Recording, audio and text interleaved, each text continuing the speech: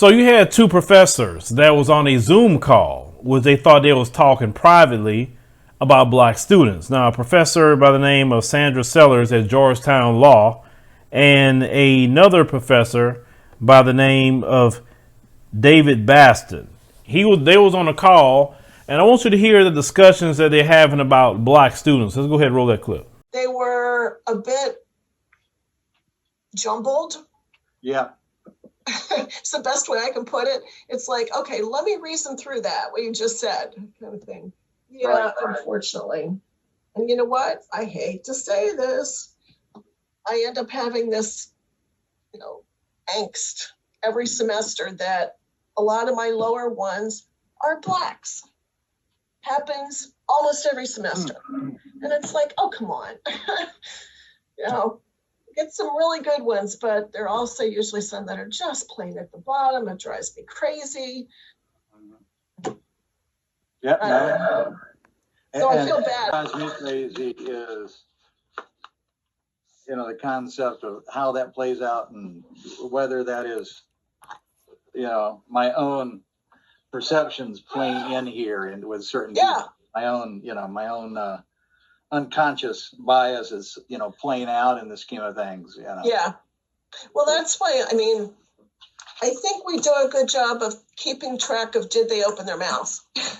Exactly. Right. So as you could see that the other one admitted about an unconscious bias. The other one was talking about the students at the bottom.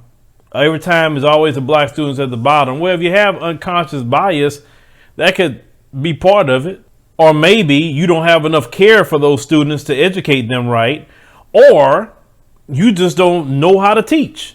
Because let me tell you a story about even when I was in school. We had one teacher, never forget her. Her name was Miss Gibbs. Never forget this lady. And all of the students that would go to her, and she was a tough teacher, but all of them would be A students going to her. And people, they said that, oh, well, this kid is not learning. They send it to Miss Gibbs, a sister, and she get this kid straight, and this kid turns everything around, and now he or she is excelling. See, the thing is, let's call it what it is. We need more teachers in our community to be teaching the students in our community as well. Because there's certain things that we have to say or ways we need to talk to the people in our community to get them to start focusing more on education. These kids a lot of times have backgrounds that, sometimes they just need to talk to somebody about to get them even focused on school. You have a transition, from going to high school to college. Usually the first year for all children, that way is hard. Trust me, from my, what I looked at, it's definitely always hard. My, kids, had a tough time the first semester, but they got it together on the second one. They used on that first year. It's just a transition that usually happens. But this is why I'm a big advocate of our children going to HBCUs, because at least there we won't have those problems, unconscious bias. And I understand that the woman was fired. That's what happened. They fired her immediately. The other one is on suspension. I get it. But you know what? They aren't the first ones to have that conversation. That conversation is happening all over this country in education, whether it's college, whether it's high school, junior high, elementary. They're discussing your children with their unconscious bias that they have. And it's unconscious and conscious at the same time. Because when you're doing something, it's not unconscious, to be honest with you. White supremacy is very conscious to everybody. It's in plain sight. And we need to have more sisters and brothers, become teachers. A lot of y'all go to school for business, but nobody wants to go to school to become a teacher. And I understand, it's not easy in a public school. I'm not saying you got to create a public school. Create a school of your own.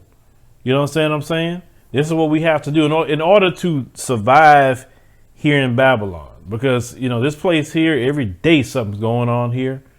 And we got to understand we have to remove our children, from the influence and the crippling effects of white supremacy. Like I said before in another video, We can't complain about the system and yet send our children to be educated by a system that has proven to do nothing good for them. And if they do something, maybe you have a few that could be good, but it's not all the way like that. You got race soldiers in schools. You know, look at in the last video I covered on our website in Florida, how that race soldier grabbed that young black girl and just slammed her head on the concrete, could have killed that young sister. This is how they treat our kids in school. We need to be advocating. See, that's why, you know, all these church houses that we got all over the place, instead of church houses, I'd rather those church houses convert themselves to schools for our children. Imagine we had a school on every corner in the black neighborhood, not a church on every corner. These churches ain't doing nothing for the black community, not a thing. But education wise, you can have your church, but Monday through Friday, convert it to a school. Let our children go to a school. Shoot, I'll support you more if you start doing that Monday through Friday. You're collecting billions of dollars every month from black folks in these churches, and none of it goes back to the black community. None of it. And you nonprofit on top of that. We need more schools and less churches, because our children need to be protected.